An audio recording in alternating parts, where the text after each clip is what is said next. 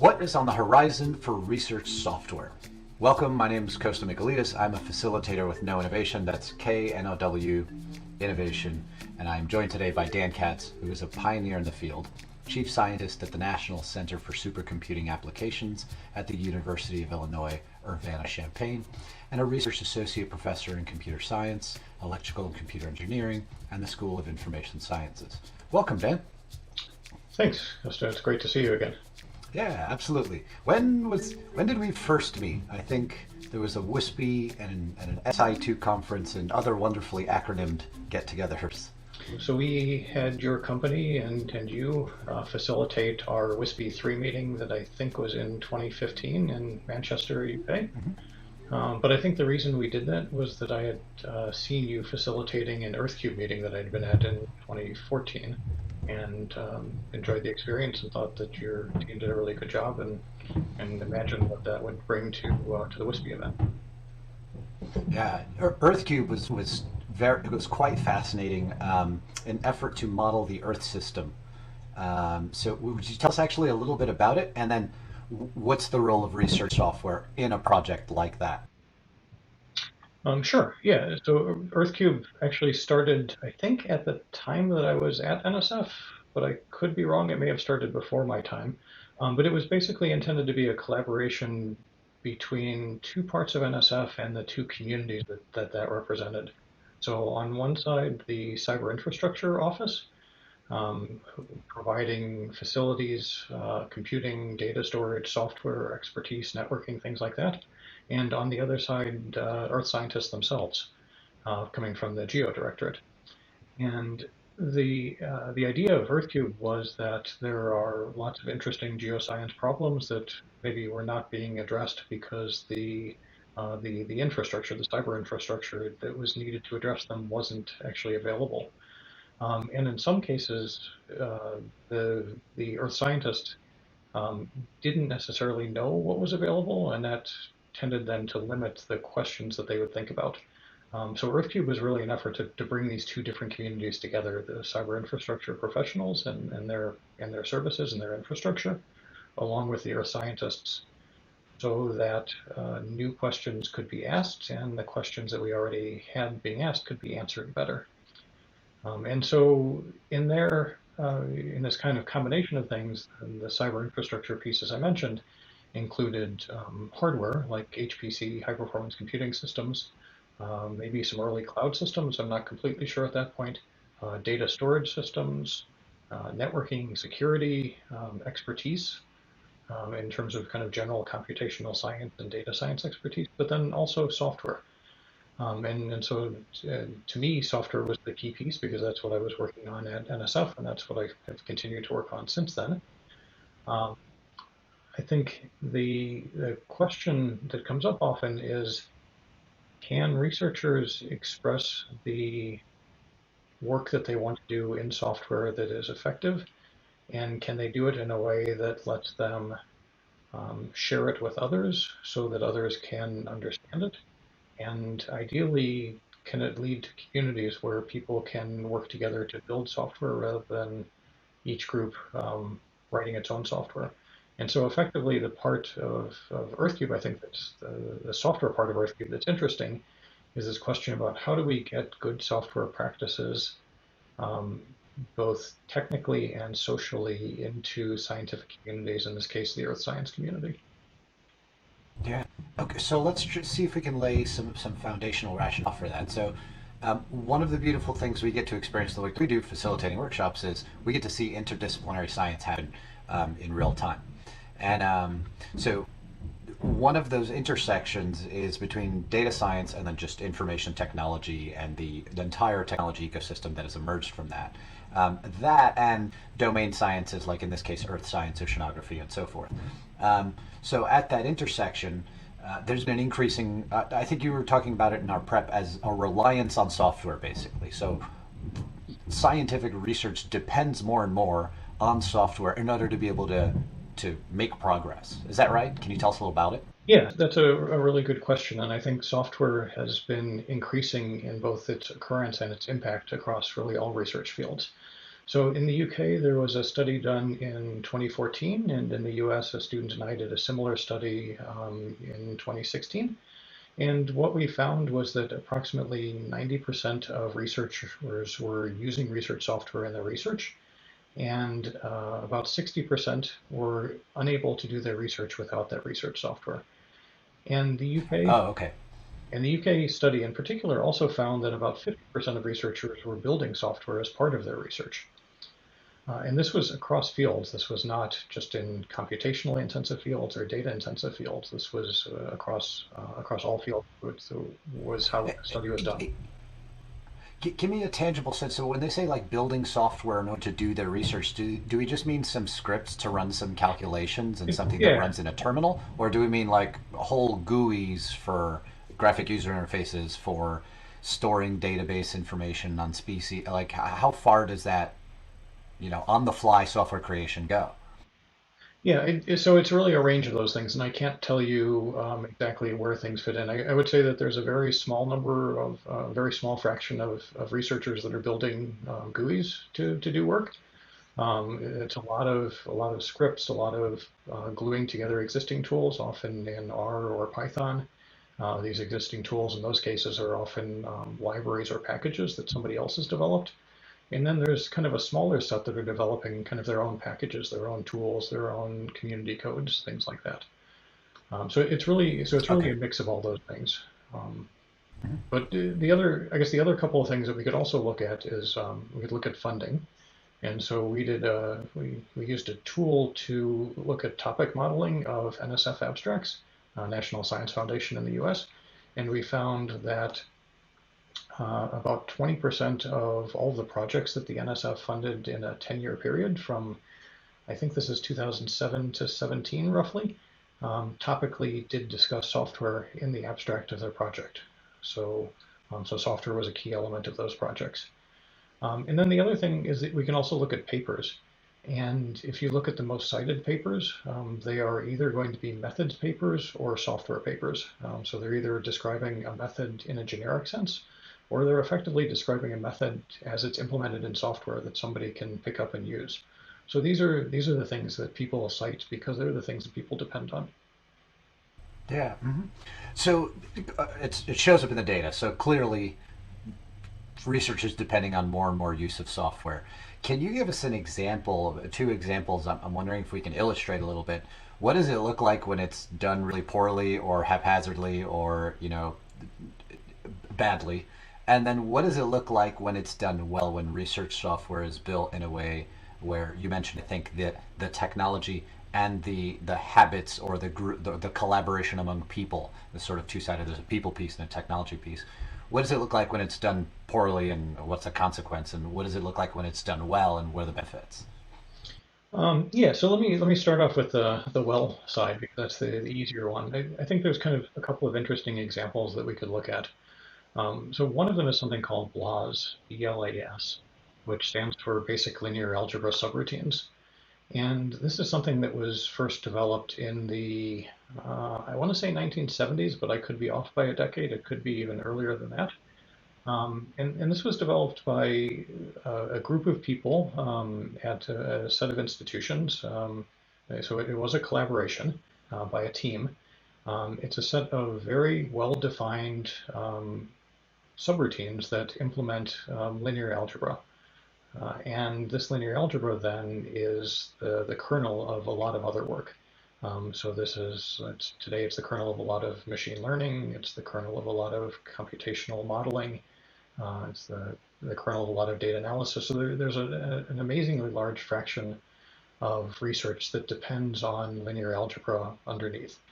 And so the thing that happened that's made this successful is that this team built the software. They started sharing it widely using mechanisms that were available at that time, which was distributing it through email initially, distributing it through predecessors of the web, then distributing it through the web, through I think it was FTP servers at one point. So it's been a variety of different things, and it's always been freely available, and it's always been open source so that people could look at it. They could find problems if there were problems, and I think there were some problems initially. They could suggest optimizations to make it better.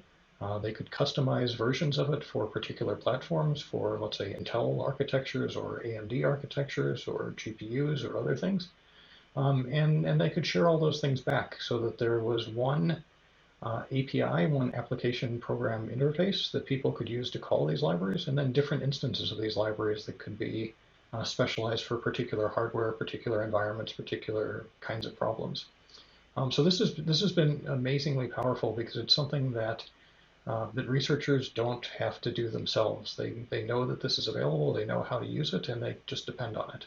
So that's kind of one really early example of how this can work.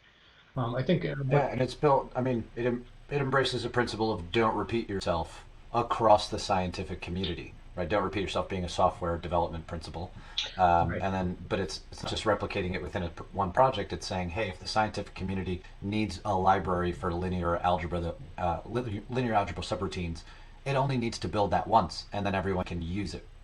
Yeah, so that's mostly correct. I think that the challenge that comes up is that anytime you have one thing that you're depending on, it's effectively a single point of failure. And if there are problems with it, that those problems may impact huge amounts of science. So often you don't want to have only one instance. You'd like to have maybe two instances of something. And in the case of the BLAS routines, again, the thing that's been nice is that there's the API that's been standardized, but then you can have different applications on top of the API and different libraries underneath the API. So the BLAS library itself is kind of the standard reference implementation, but then, as I was saying, other people can build customized implementations that are optimized for different parts. And you can always go back to the reference implementation to make sure that you're getting the same answers. Oh, fascinating. Okay, so it's modularized in a sense of the word. And then you can swap out not just the application that sits on top of the API, but you're saying you can swap out the library that's underneath. And so you can basically configure it how you want. Yeah, exactly. You can improve the version underneath, and you can then distribute your improved version again, which maybe is optimized for a particular Mm. situation. But somebody that's using it can go back to the other version, which maybe is slower, but they know that they can trust. And if yours and theirs get the Yeah, same answer, then that tells you something. And this is really the same as like fascinating. the climate studies that are done or weather models that are done. Any time that you have something that you need to depend on, it's a bad idea to depend on just one implementation of it. Right? If you think Okay. about airplanes, they typically have multiple ways that you can achieve the same thing, so that if one doesn't work, then there's another one that you can fall back on, for example. Or quite a long time Yep. ago, in the space shuttle, when we had space shuttles, they would bring laptops onto the space shuttle, not to do kind of the important control of the space shuttle, but to do some other work. And there would be multiple laptops, and if one laptop happened to stop working, you could go on to another laptop, and you would know that the errors that you would get would not be systematic errors. They would be kind of transient errors. Yeah, these are redundancies. I mean, airplanes still have windshields. Yeah, I don't know how often pilots use the literal glass in front of them to look in front and land a plane or anything like that, but it's still there. Um, yeah, and I will say I went mm, when I was leaving Southern California. Shortly before I left, I went with a friend who had a small plane, and he was going to kind of take me around and show me some of the views from the sky, which I thought was really amazing. But we landed in one place, and as we were getting ready to take off from there, some fog was coming in, and so we were trying to take off early to beat the fog. And he, as a trained pilot, was fine in this. But it was interesting to me that once we got into a situation where there were some clouds and we were flying in the clouds, I immediately kind of was just looking out the window and had no idea where we were, and completely lost all my senses about what orientation we were in, where we were going. And, yeah, I mean, it and makes the case for redundancy, okay, right, in a kind of visceral way. yeah, and him being able to use the instruments and that other kind of point of view, right, led us to get through the cloud and back out. But it was a really interesting experience. Very cool. So before we go to the bad example, would you say is there a set of principles? Is there a way to know, okay, what is a good framework for how to build a research software? Yeah, well, so okay, so let me go on. Let me give you one other good example, and then kind Mhm. of answer that. So I think the other really good Okay. example today is Jupyter, and Jupyter notebooks in particular. And the reason for this, I think, is that it was initially a small number of people led by Fernando Perez who had a problem and found something that they thought was a way of solving their problem. And pretty quickly realized that this wasn't just their problem, that there was a much more general problem, and that investing in software to solve this general problem was going to change a lot of people's lives, not just let them answer their own questions more easily. And so Fernando and his collaborators then really built this community project to bring in different use cases, to bring in different developers, and to form a collaborative organization where they could really all work together in a mostly consensus-driven way to build this Jupyter Notebook software, which today is used by a very large fraction of people doing research as well as in education, as well as supporting reproducibility and making it easier to understand what code does. So I think that's the other example, and it's a much more modern example than PLAS, and it was done at a different time when open source principles were really much different and where the idea of community was much stronger and the idea of governance was much stronger and the idea of codes of conduct and being a welcoming community was also much stronger. So I think we learned a lot and we can kind of do things better organizationally than we did in the Mm-hmm. case of laws today, but that's not by any means to say that the software itself is that the law software isn't good. Yeah. It's just that we've kind of changed the social way that we do things. And so I think that that's kind of answering your question to some extent, is that today we're in a world where people communicate more often through the internet. Right? The communication is easier. We have virtual technologies where we can do things more easily. We have the Git platform and GitHub in particular, and GitLab and these collaborative coding platforms. And then we also have this idea that community is important, that it's essential, and that we need to think about it from the beginning, not just the user community, but also the developer community, and how we develop things in a way that is open and welcoming for others to join. And so again, I think the Jupyter project really is an exemplar of having done a lot of these things really well. Very cool.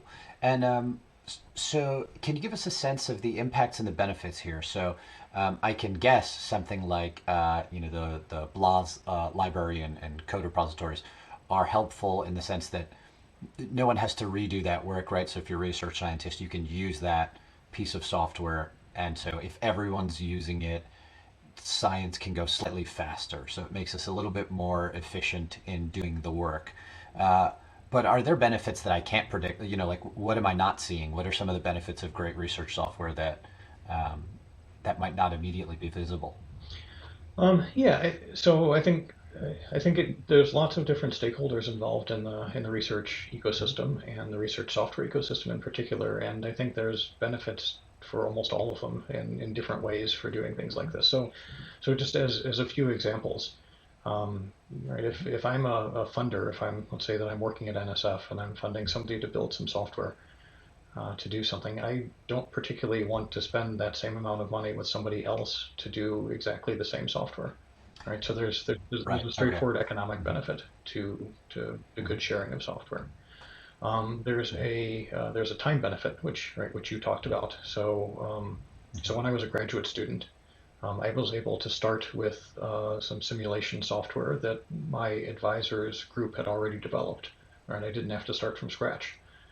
So my graduate student work probably didn't spend, I don't know, a year doing that kind of initial work, initial validation, but there was this code that was available to me to start with and start modifying and start doing the parts that I was interested in, and I could build on this base that already existed. I think there's just accuracy is another piece. So if we have multiple people that are working on a code and they're looking at the source, it's much more likely that any bugs will be found by multiple eyes, Right. Right. Right. right? Which is Mm-hmm. an old open source principle. Um, Mm-hmm. I think there's also there's reproducibility is a piece of this as well. So having software that's open source means that it can be reproduced in many situations at a level that would be hard to do otherwise. right?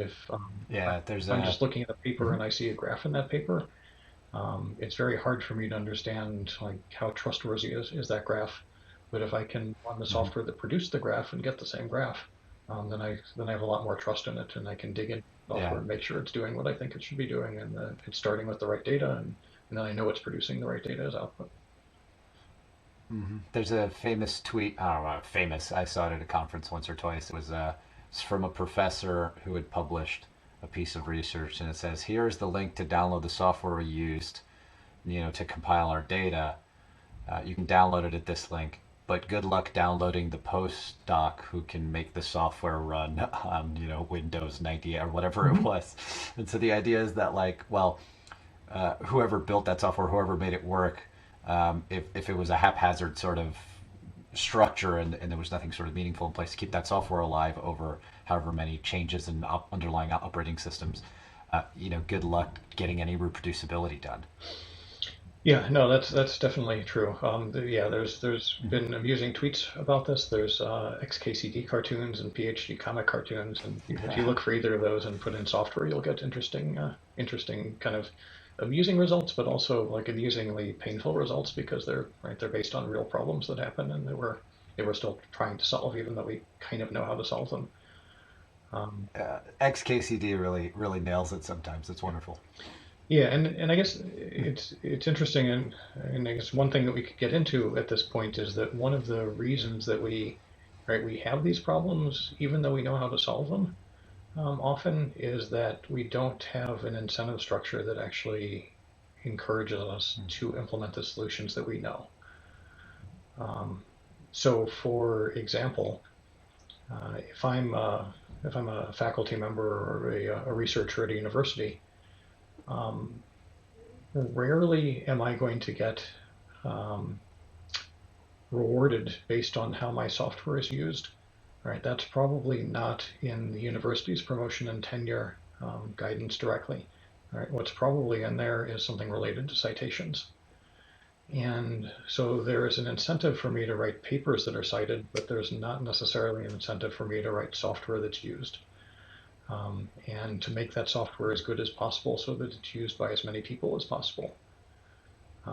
We can work on addressing that, and I've been involved in work in addressing that, trying to make software something that is cited, so that we kind of wedge software into the citation system, into the publishing system. Um, but but it's a little bit of a challenge, and it's kind of just an example of the fact that we have a very conservative, in some sense, incentive system that was built really before software was.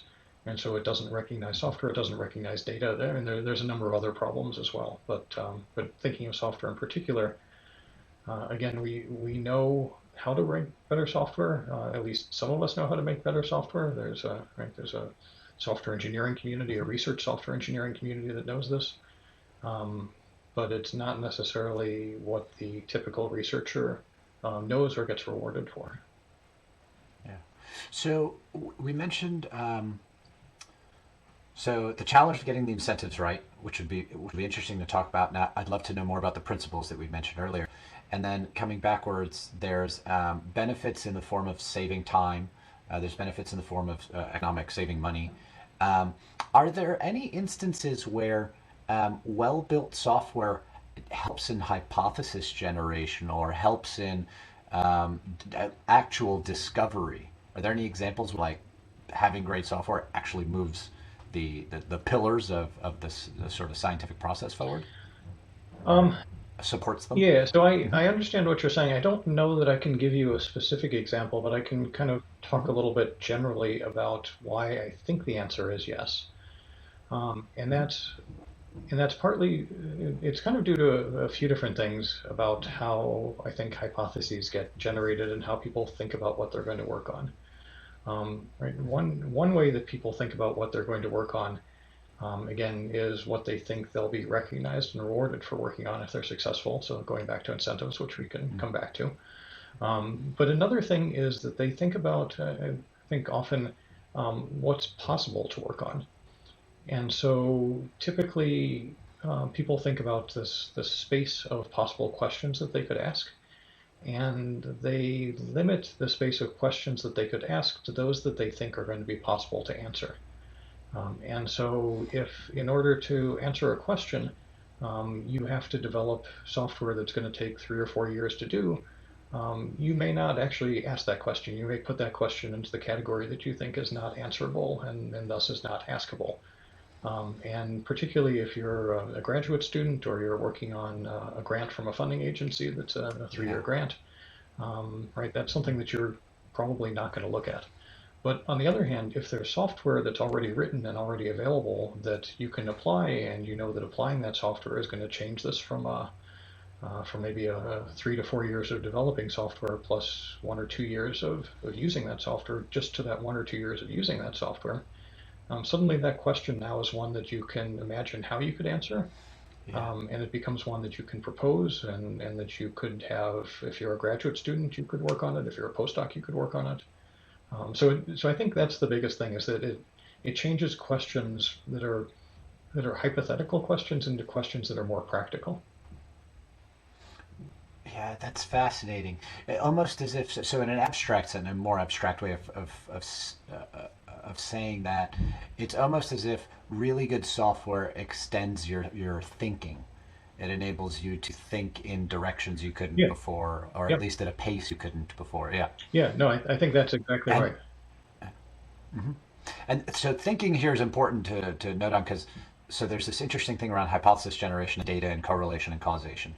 So if you just collect enough variables from enough databases, you can find correlations, you can even dig around and look for hypotheses. But if you do it that way, you're actually breaking the way sort of the hypothesis scientific method is supposed to work. You can't just look for correlations and call those hypotheses. It's not how it's not a meaningful way to approach discovery. Um, but the role of thinking and looking at data and recognizing patterns and developing a hypothesis and being able to extend your thinking into areas you couldn't before would meaningfully improve that, one would think. Yeah. So we may want to kind Hmm. of disagree on how science should be done, because I don't believe that all science should be Great. hypothesis driven. I think that exploratory science is great, and looking for places where you see Hmm. correlations I think is a valuable way to do Hmm. this, and then trying to understand what the causality could be there, and then trying to think of a Hmm. hypothesis for that so that you can then test, I think is actually a pretty important way of doing things. So I actually think, like, seeing correlations and trying to understand the cause of those correlations is pretty important, and that kind of Hmm. Hmm. exploration, I think, is an important way that we do things. But in general, yeah, I do agree with you that, right, that having, in some sense, having the right tools makes a set of hypotheses available in some ways, or kind of, Hmm. yeah, it brings a set of expands the set of hypotheses that you can actually look at.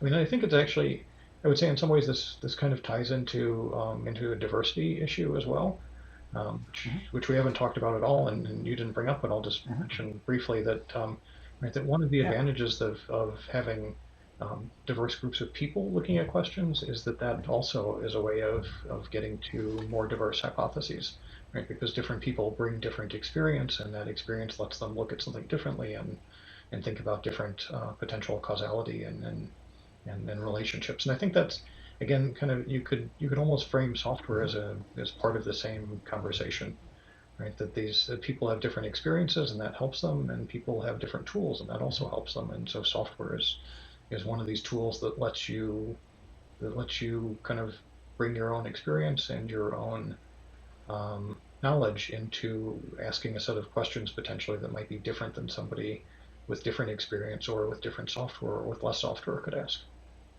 Yeah. If science is an act of observation and trying to understand the world, then what you do with diversity, or what you might do with software in different ways, is broaden the perspectives that you can take to look at the world and try and understand it. Yeah, So exactly. it's perspective broadening. Hmm. Yeah. Very cool. Yeah, I Um, mean, in some ways, this kind of goes back mhm. to the classic example of the microscope, and these things that go between theory and Mhm. tools, where new tools enable new theory, and then new theory can enable new tools, and you get these nice iterative cycles with, like, microscopes and telescopes and other things optically. But I think software is another place that you can imagine this, using software as a tool in the same way. Mhm.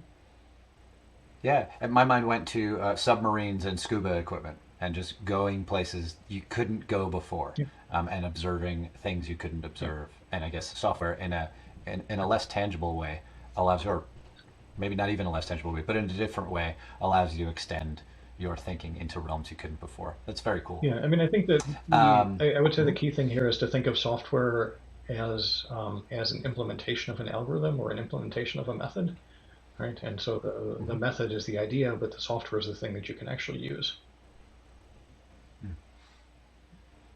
Very cool. Okay, so do you want to cover the principles?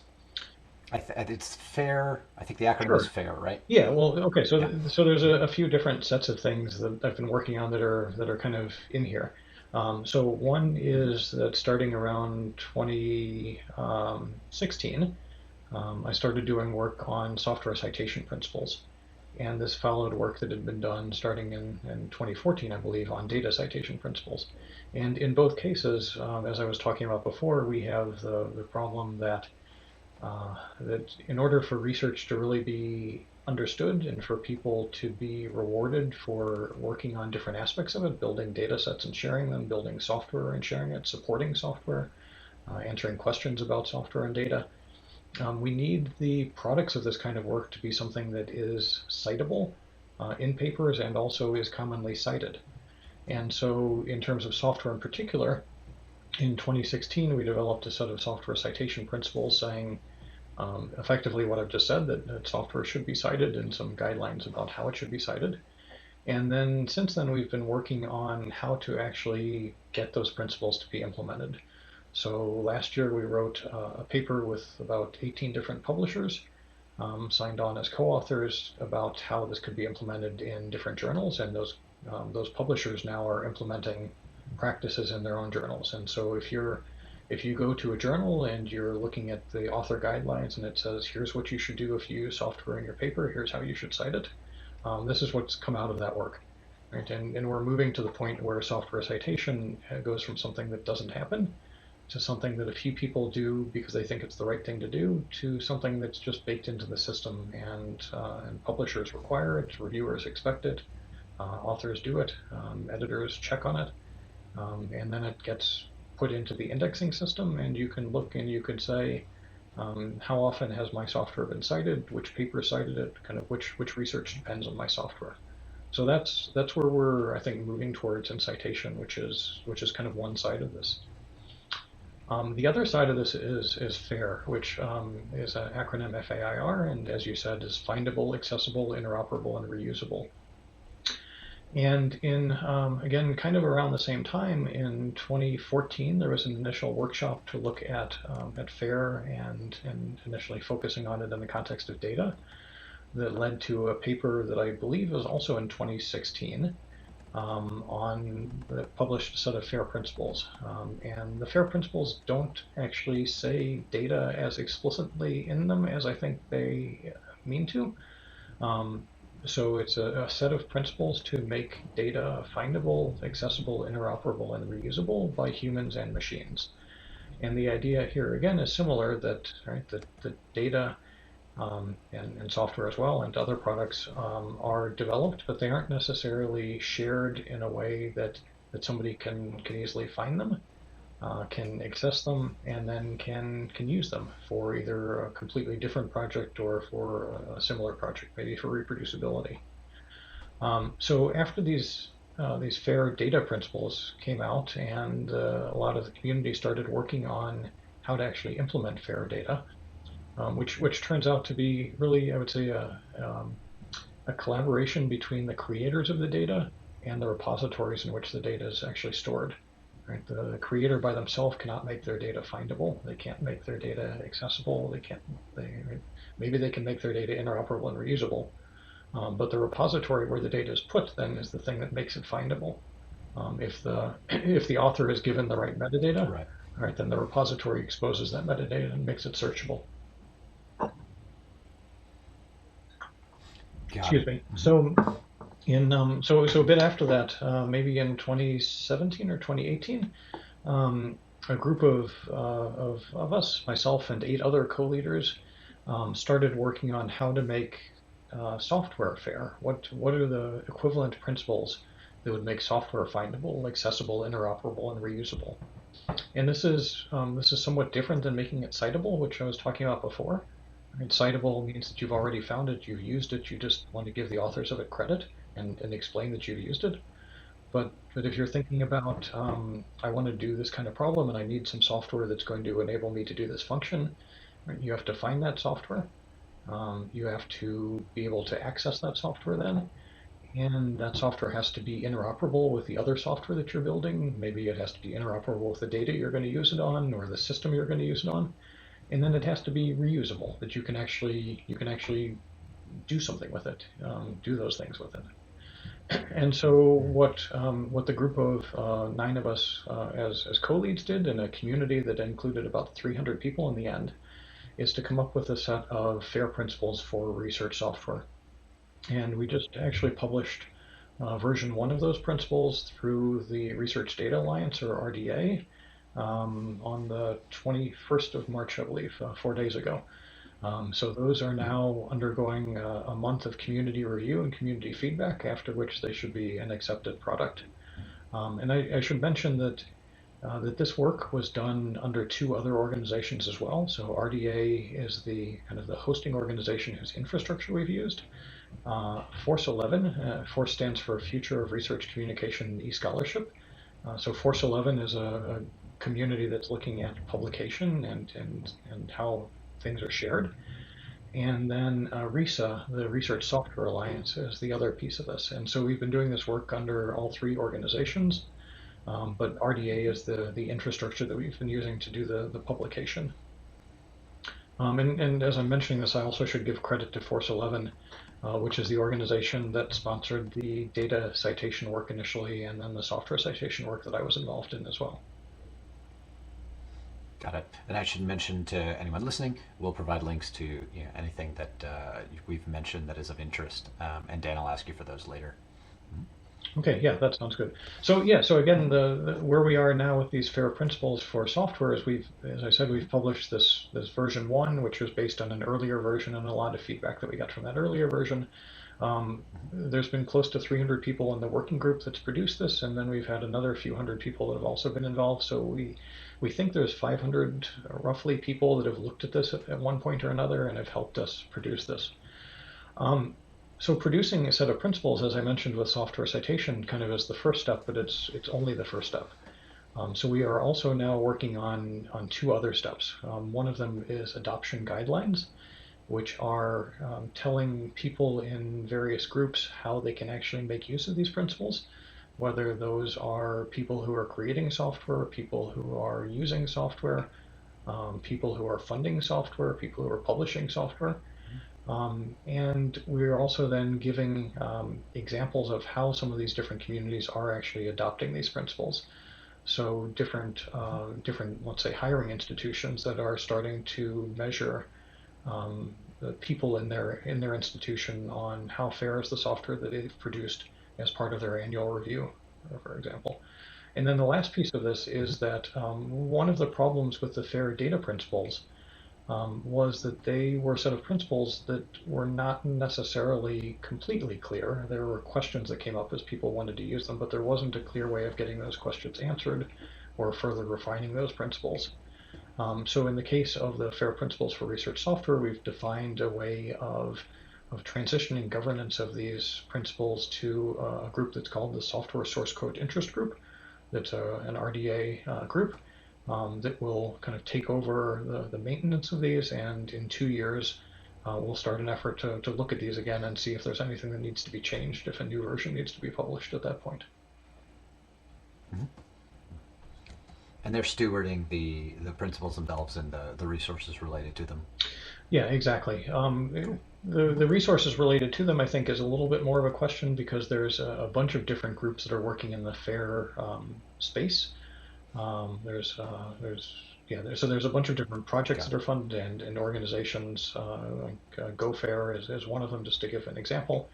And so it's not completely clear where different materials will be. I think different materials probably will come from different places, and different organizations may host different materials, but this software source code interest group would be a place that could provide connections to all of them and linkages to all of them, and kind of be the pointer in some sense. The other thing I'll say, which is getting a little bit out of software, but just to mention really quickly, is that so we've been working on FAIR for research software, again, trying to complement the initial work that was done in FAIR for data. But these initial FAIR principles, in addition to being specific for data, said that they were intended to apply to all research objects.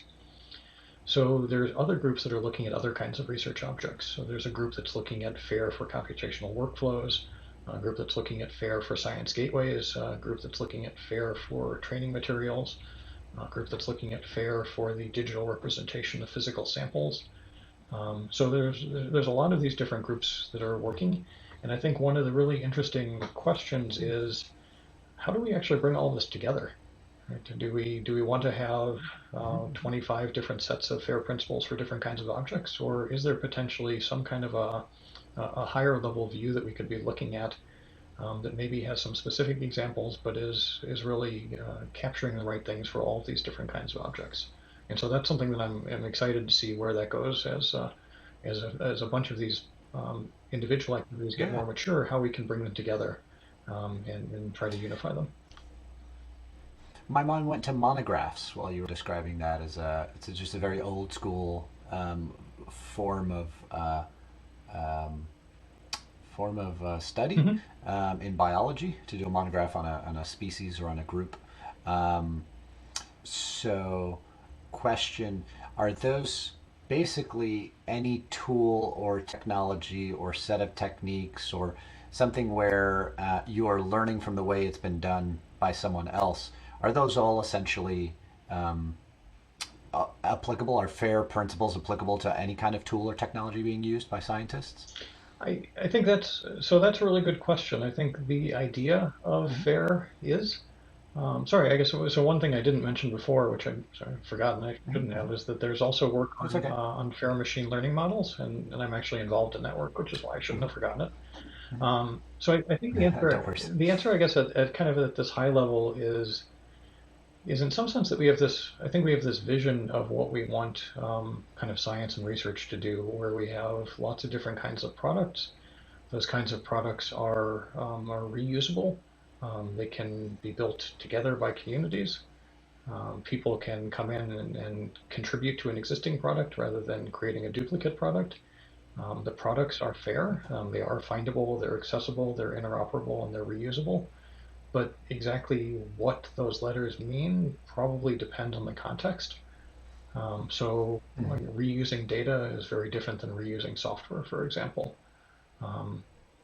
Okay, got it. And so at a high level, I think the answer is yes. There's also some things that maybe are specific to particular kinds of objects. So if we go into machine learning models, for example, there's questions about interpretability. And those questions about interpretability, so the machine learning model says something, why did it say that? How did it come to that answer?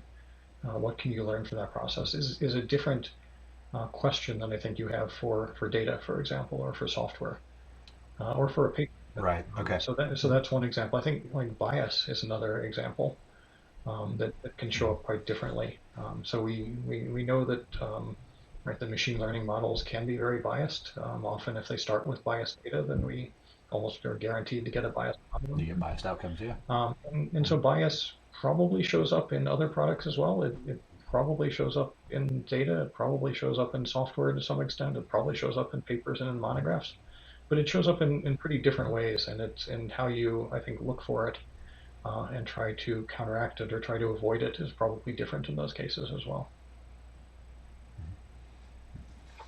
Yeah, fascinating. So we've talked about the ideal example, and I wonder if we can go back and do an example of, okay, here's what it looks like when it's done poorly. Here's what happens when research software is not built necessarily according to these principles, or in a usable or reusable format in general. Do you have an example for us on what does it look like when it's done poorly? Yeah, so I guess I don't want to necessarily say done poorly. but let's say Hmm. done in a kind of a non-public, non-shareable way. And so Hmm. an example that I guess I can take as a little bit of personal blame so I talked at the beginning about the work that I was doing as a graduate student, where I was able to start with this code that my advisors group had previously developed and build on that. But I'll say that my advisor did not want us to share this code outside of our group, right? And so we didn't share this code outside of our group. We would use the code to build papers, to add to the code, to add algorithms to the code, to do other work. We would publish papers about those algorithms, about those additional methods, but we wouldn't actually share the code itself.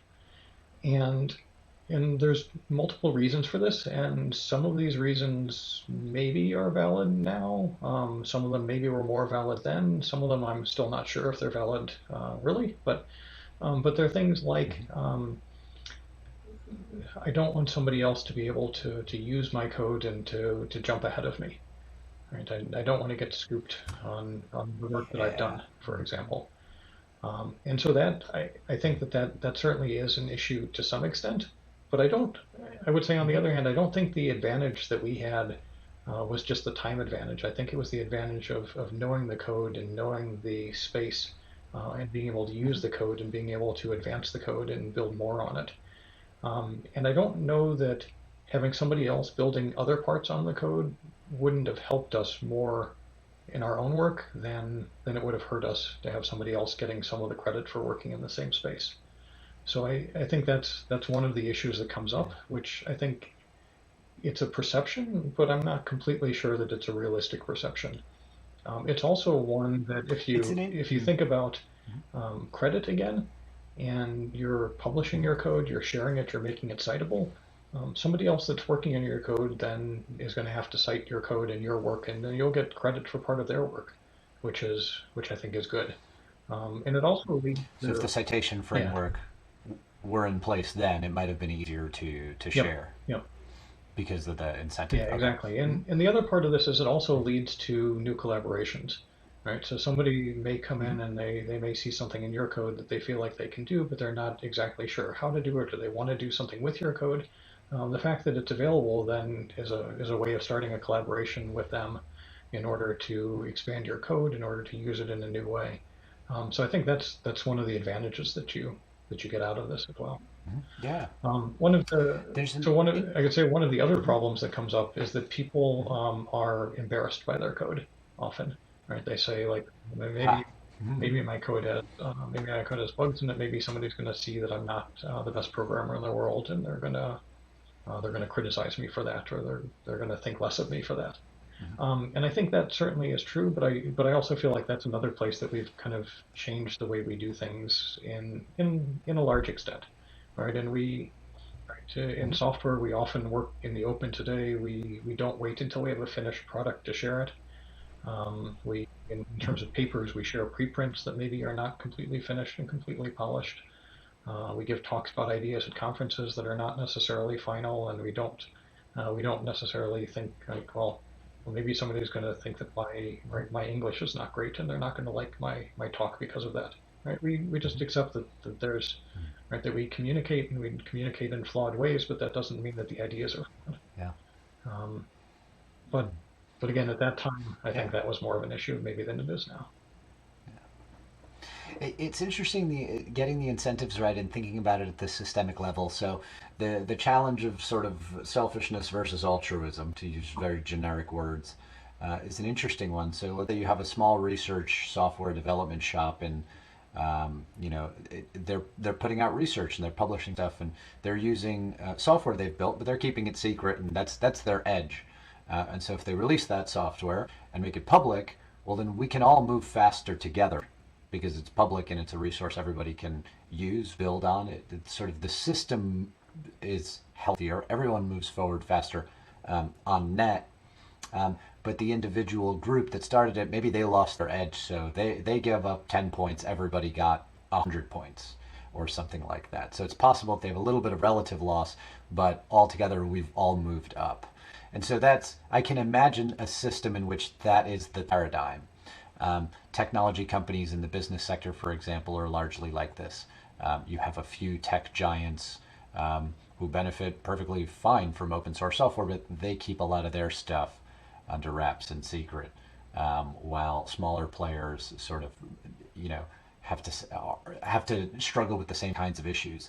And at the end of the day, it's an issue of incentives. So, for example, in a patent system, if you invent something new, you have the rights to that new thing for some number of decades or years or some amount of time. And then it goes public and everyone can use it. And that incentive system prevents innovation from happening. It sort of blocks progress from happening because the thing isn't as accessible and widely available as it could be. There's a legal constraint on it, and that holds back innovation. It holds back other people from building on the new idea that's been patented. And so you can imagine other incentive systems like perhaps prize money. So instead of a patent system where you get legal rights to be the only user of something, what if you got prize money for an invention? And you could base that on citation. So how many people use it? Millions, where your prize money is larger, and so forth. And so everybody puts a pool in at the beginning of the system, and that pool pays out prizes to inventions that are most valuable to the players in the system. So you can imagine different incentive systems. I wonder, do you have ideas on which ones or what an incentive system would look like in the scientific community to help incentivize, to be redundant in my sentence here, the use of shared and open source software according to FAIR principles and so on? Yeah, I mean, so I think I was thinking about three different things as you were asking that question.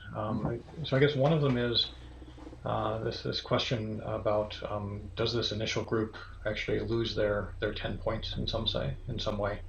Mm-hmm. Um, Mm-hmm. Another is licensing as an answer for this. And then I think the last was actually, yeah, it was kind of on the incentive side itself. And then actually, I guess the kind of the economic side as well. So just to kind of go through those really quickly. So the first one I think, right, is that I think the way you set this up was that you're kind of proposing this as a zero-sum game, which I don't think is really true for science.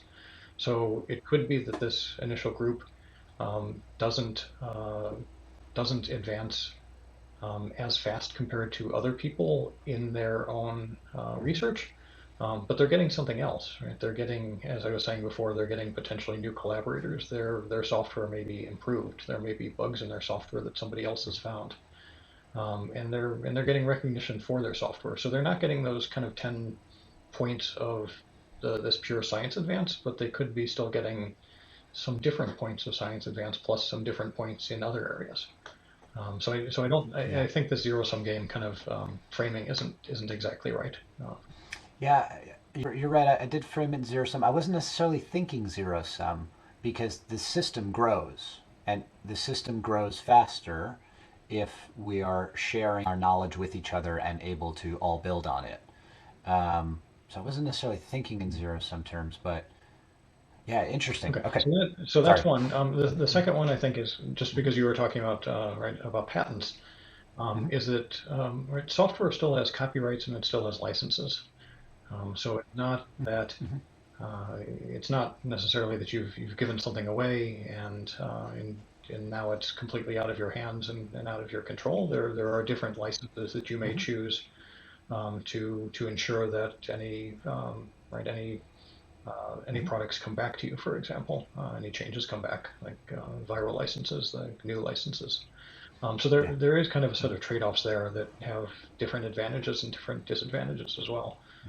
And then the last thing, I guess, is kind of on this side of incentives and economics. And I wrote a blog post about this and actually gave a talk about this fairly recently as well. That there is kind of this interesting, I don't know, contrast, maybe tension, maybe I Hmm. guess maybe tension's a good word between this kind of ideal scientific system that is communal and is collaborative, and the actual larger system that we work in, that we live in, that is capitalistic and competitive. And so, right, Hmm. how we balance those things really is a challenge, and that I think gets into this question of incentives and how we can incentivize behaviors within this larger Yeah. system that do these things at this lower Hmm. system, at this lower level. Yeah. Because, It's yeah, go ahead. it's It's interesting just to add a little color. There's a little bit of yin yang in that the white swoosh has a black dot in it, and the black swoosh has a white dot in it, that sort of thing. So, in the sort of larger business capitalist world, yes, competition's the paradigm, and then in order to compete, groups collaborate. So within companies, you have a collaborative structure, for example, and vice versa in academia, where it's the model is open and shared. There's competition in small groups, and it's interesting to see a piece of the other in the paradigm. Yeah, yeah. Well, and I think right. I think it's interesting because there's competition for multiple reasons, right? There's competition of ideas, Mm-hmm. which I think we all want, right? We want to have right different Yes. ideas tested against each other and try to understand which best represent reality and which best Mm-hmm. help us move forward. And then there's other competition, which is let's say more financial competition, right? So somebody that's pushing their idea not because it's necessarily better than somebody else's, but because they need it in order to get a job, for example, right? Yeah. And so that's Mm-hmm. competition that we'd like to try to figure out how to lessen that kind and try to focus on the first Mm-hmm. kind. Right, and so yeah, so your question about incentives is exactly right there. So how in some ways, I guess we could look at this from an economics point of view, which I have absolutely no expertise in, and would love to talk with other people about. But questions about kind of like what are the externalities of some of these behaviors, and how do we actually kind of Mm-hmm. build those into the behaviors and the incentives so that we can decrease the harmful ones. Um, and again, I think we're in this kind of weird situation where we have Mm-hmm. we have this academic culture that's built up over, I don't know, in some sense, well, let's say if we just look at kind of the publishing version of it over 400 or 500 years since the Mm-hmm. first, I guess, physical transactions of the Royal Society, or I'm probably getting those words slightly in the wrong order. Um, but this idea of regular journals that came out that kind of was tied more or less to when printing was invented.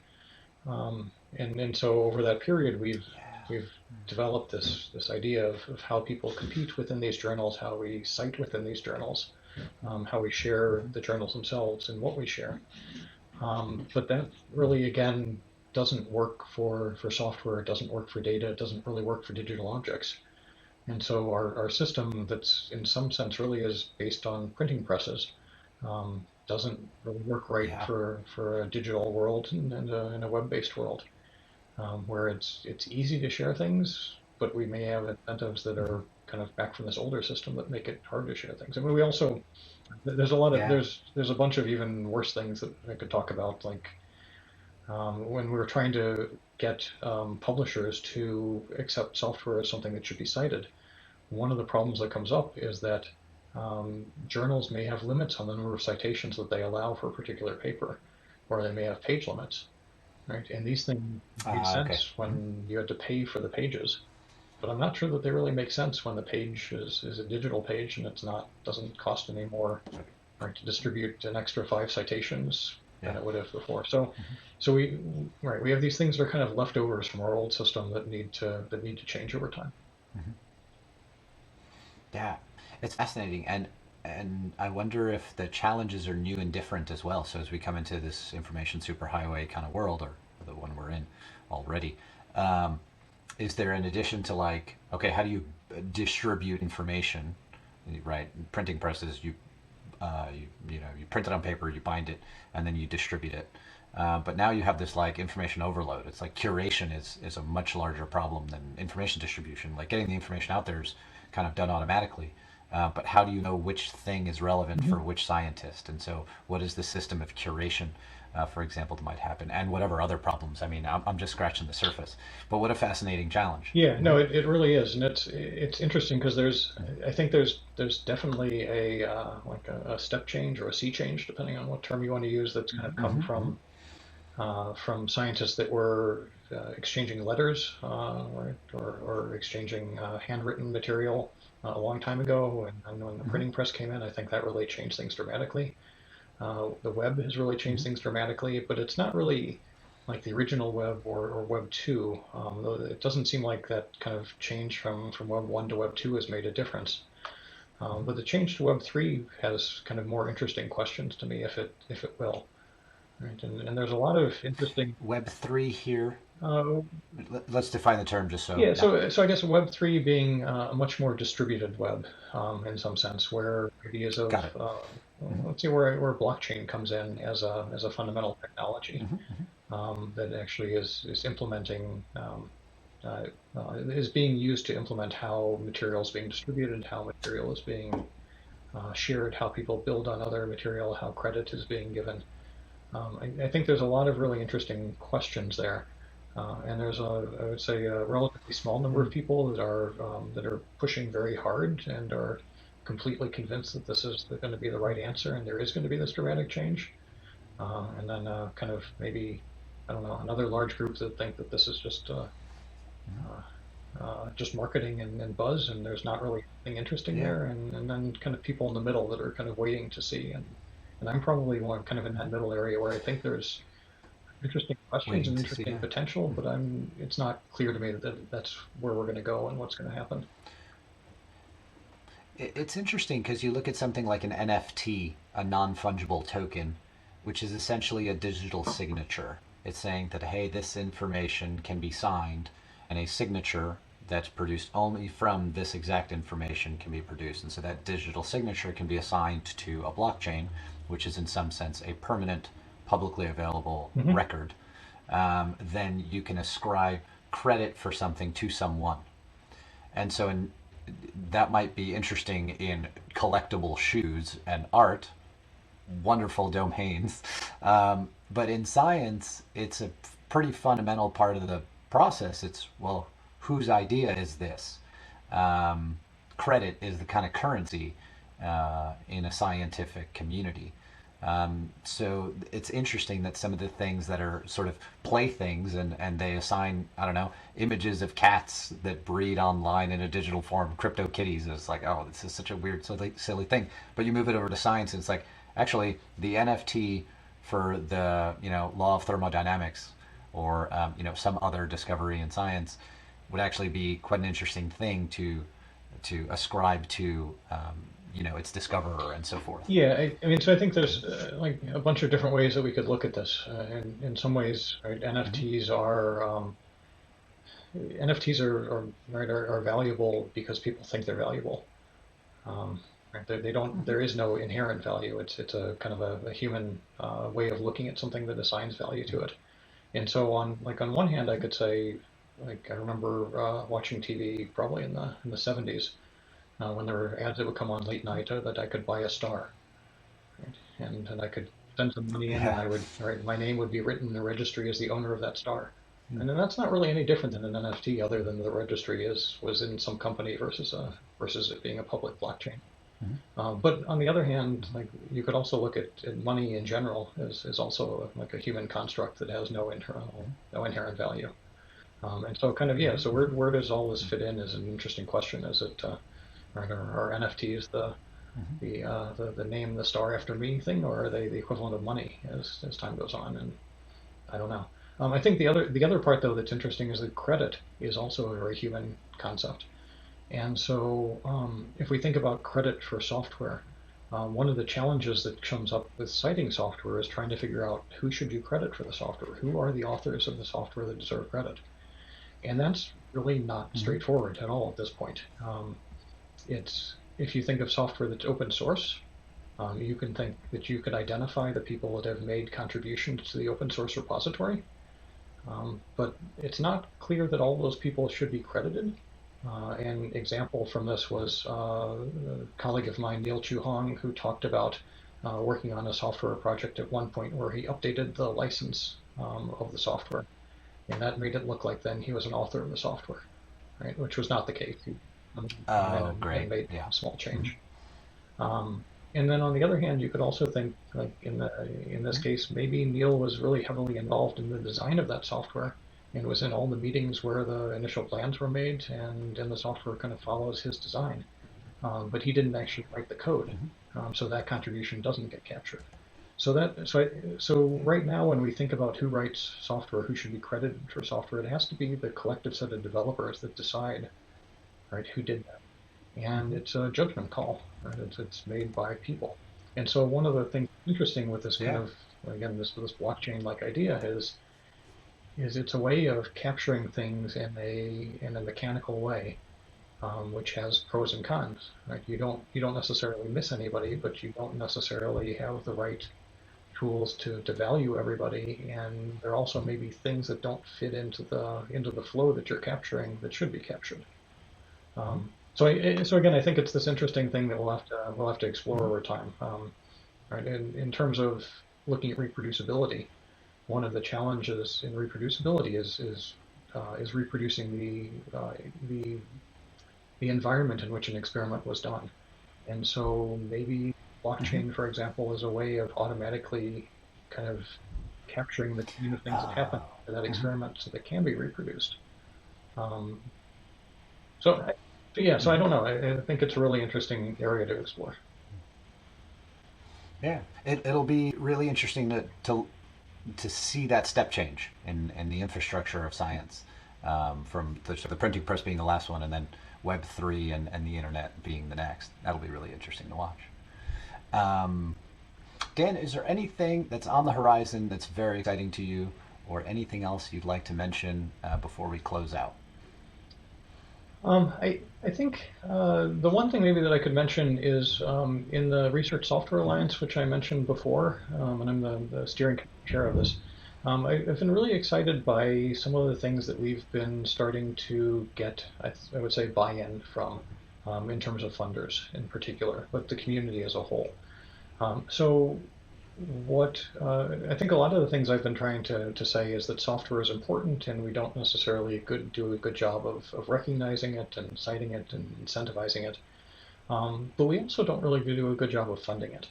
And research funded by government funding agencies, by philanthropic funding agencies, um, in some cases is doing some interesting things to improve the situation. In some cases is kind of still doing the same things, I would say, that are lacking from 20 or 30 years ago when software just wasn't such an important part of science. And we've been able to get a number of funders together in something that we've been calling a funders forum, where they can really talk to each other about what practices are working, what practices are not working, and how to improve them, and what problems are left that they need to work on together. And so I think I'm actually really excited by this, and I'm hopeful that this is going to be one of many things that leads to a better funding landscape. And again, when we talk about incentives for people to work, citation is an incentive, funding is another incentive. Right? If I can get funding to do something, that makes it more likely I'm actually going to do it versus something that I don't get funding to do. So I think this is in some ways, I would say this is kind of one of the pieces that's been left until the end, but where now I think there's a good chance to really move things forward. And as we have these discussions with these funders, um, it's been really interesting because the people that have been coming have really been great, and they have great ideas, and we hear things about, here's the thing we're going to try to put into our next call, and it's something that nobody else has thought about or has implemented quite as well. And then everybody else can see that and can kind of copy it and implement it and build on it. And so in some ways, I feel like we're moving into this world where for funding research software, we can start to do it in the same way that we actually build software. Right? We can turn funding research software into a collaborative activity where we learn from each other and build on each other's best practices as well. It sounds like there's something really beautiful coming across the horizon. I wish you luck in your endeavors. I think science as a community will benefit from them. So, Dan, thanks for sharing. Thanks for being here. Yeah, thank you very much. It's great to get the opportunity to talk in kind of an informal way like this. Yeah, absolutely. Is there a meaningful place to find your work online? Twitter, LinkedIn, somewhere? Yeah, Twitter. I'm Daniel S. Katz, all strung together. I also blog, and I'll provide the link to my blog site so we can post that. Put that below. Wonderful. All right. Thanks everyone for tuning in. Costa again from No Innovation. If you want to know more about the events that we do, if you've ever been interested in Ideas Labs, check out knowinnovation.com. That's KNOW innovation.com, and learn more about the work that we do. Thanks so much.